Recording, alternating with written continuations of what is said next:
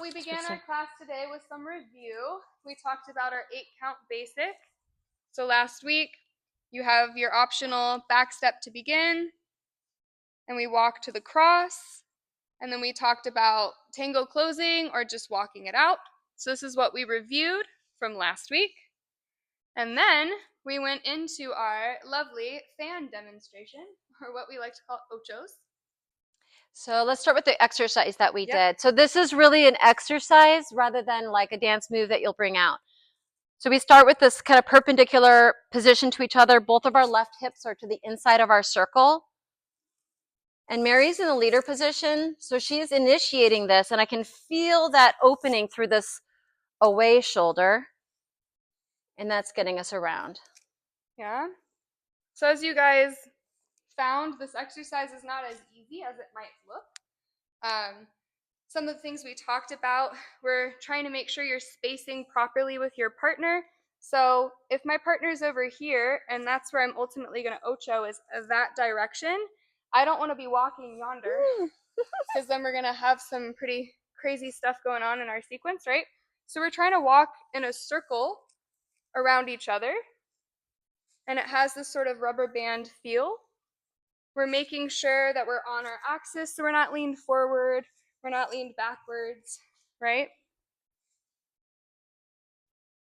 And you want to make sure that you're fully getting onto that foot before you're letting go of that swivel that you're creating, right? So the kind of the ringing the towel effect, we're making sure it's fully twisted up here. So we're not collapsing this way, right?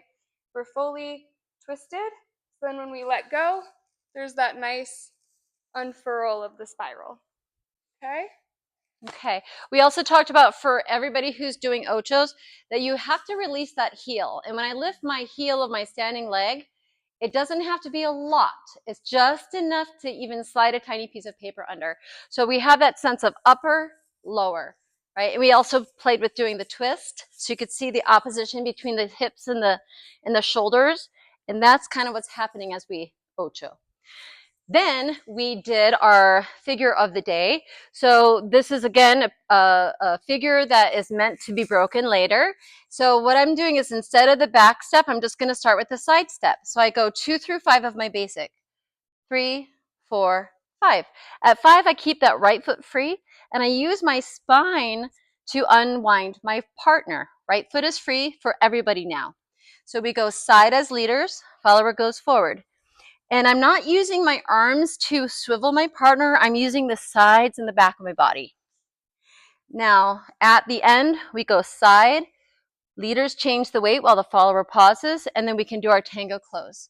Let me do that one more time. I'm using the back step to rotate. We go to the cross. Right foot is free.